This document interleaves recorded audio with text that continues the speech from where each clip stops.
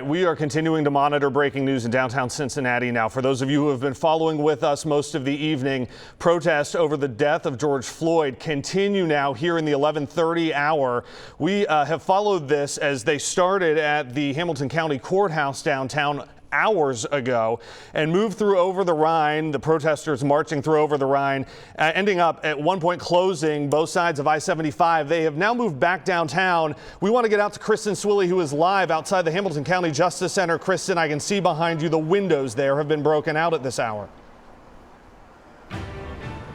Yeah, good evening, Evan. As you just said, we are really seeing our first real evidence of any sort of property damage. Let me go ahead and step out of the way. You can see it's a fairly good-sized window, one of the main panels out here in front of the Justice Center. No word of anyone being injured or anything like that. Obviously, there's not a big crowd out here at the moment. Most people have seemed to move on. We're not sure where the largest crowd is at this point, but there's no word of any officers, any protesters being hurt at this point. I'm going to go ahead and step back into frame here. I can tell you, I just got out here within the past 5 to 10 minutes. I've heard a couple of pops. I'm not sure exactly what those are, but that is just some of the noises that we've heard. But overall, the demeanor of the people that are sort of meandering about at this point, pretty calm, but obviously things were not that way however long ago this took place. We'll stay on top of it and let you know what we learn out here on scene.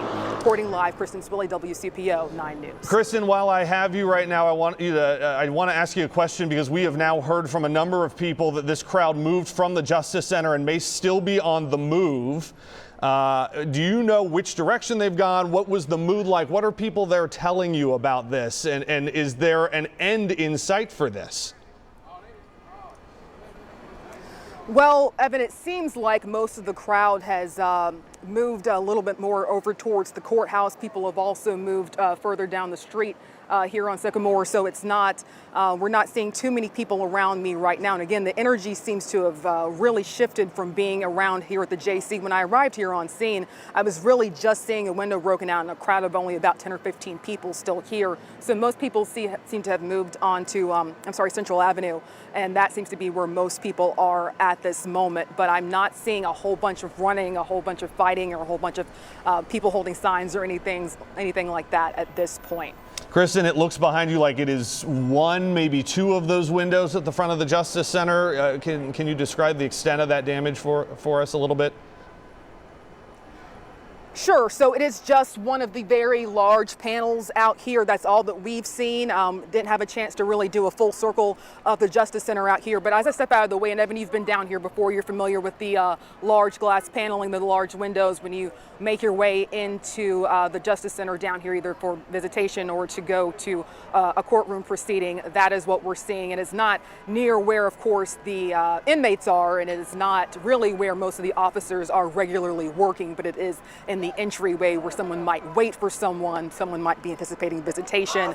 Again, there's no reason to think that anyone would be able to get out because one of the windows is broken, but it is one very large window, I'd say about 10, 12 feet tall.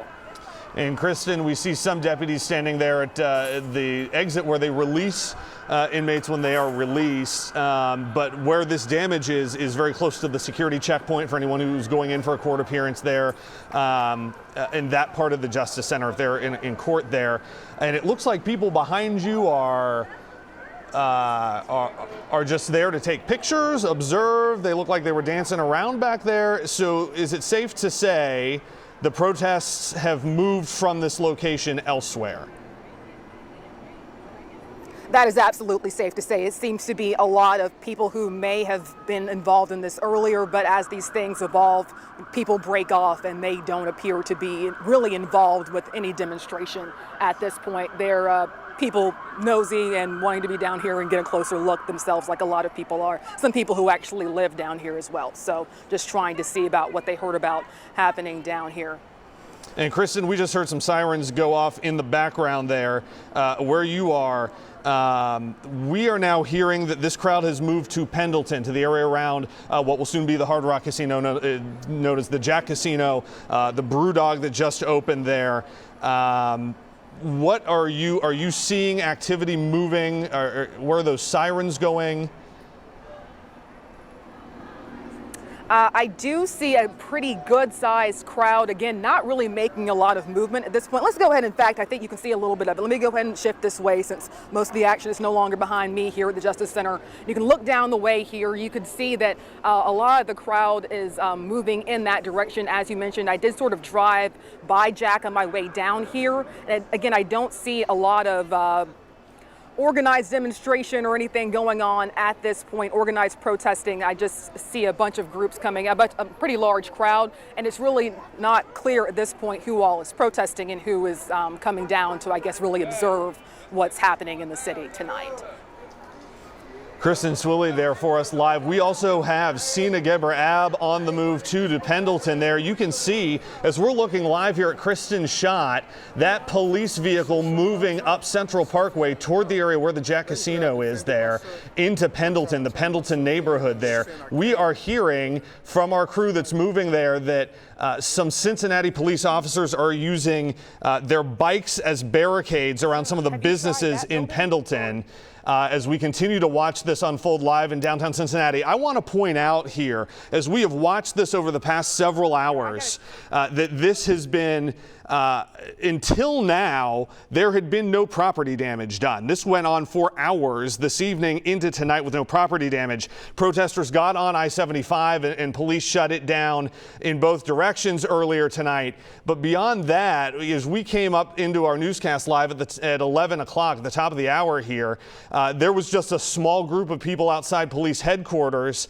And then as we've been on the air and as we have watched this, that crowd moved from police district. We were watching people take pictures in front of the broken out glass, large pane glass window at the downtown Cincinnati, the Hamilton County Justice Center here. We are watching this live with you as this happens. And again, we are now moving a crew as well over to Pendleton, where the remainder of this crowd has moved.